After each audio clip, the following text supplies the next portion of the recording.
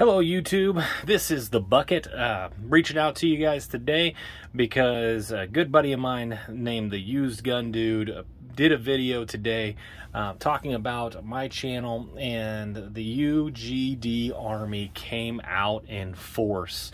I have increased my viewership over tenfold in just a few hours due to the UGD Army, and I want to thank you guys for coming out and giving me a chance and supporting. And so I wanted to give you guys a little bit of content today for all that you guys have done, and talk to you a little bit about some of the things that really interest me and why I like what I like. One of the big things that I'm into is World War II firearms. I just think they've got so much history. I think that they've been through so much, and I think that just makes them a piece of history that you can hold, that you can feel, that you can still operate, and it's just such a neat piece of history. And this particular firearm, for instance, was my grandfather's. He was a colonel in the Army.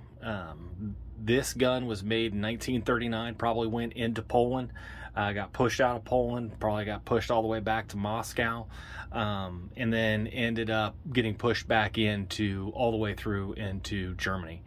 And once the Russians were done with this firearm, they went ahead and they gave it to the next puppet regime that they were going to support. And this gun ended up in Vietnam, and my grandpa picked it up there.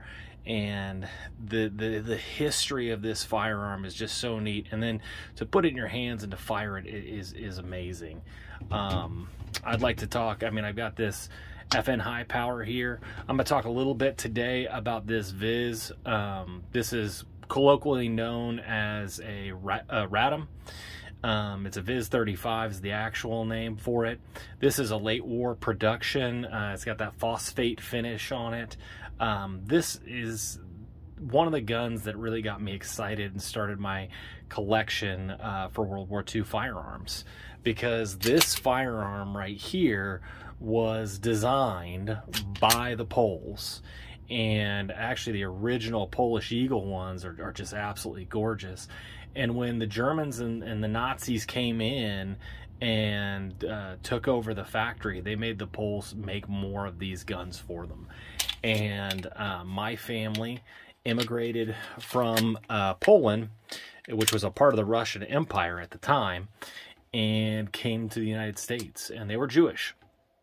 And they assimilated and they became good Americans. And when World War II broke out, every single one of my grandfather and all of his brothers ended up serving.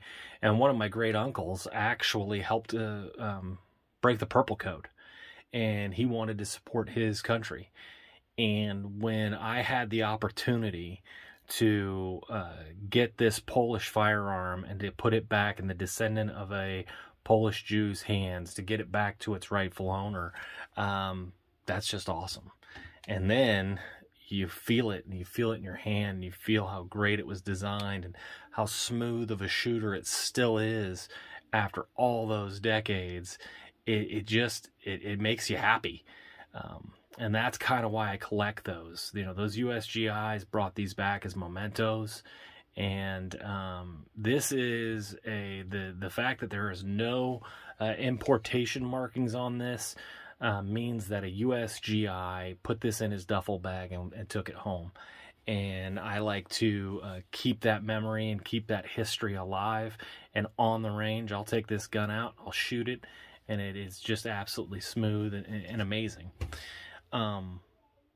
We'll have videos on all three of these guns, and I'll try to get some range review time in. The UGD is going to hook me up with some more electronics equipment, so I can add some more frills, add some more images to my videos to make them a little bit more entertaining.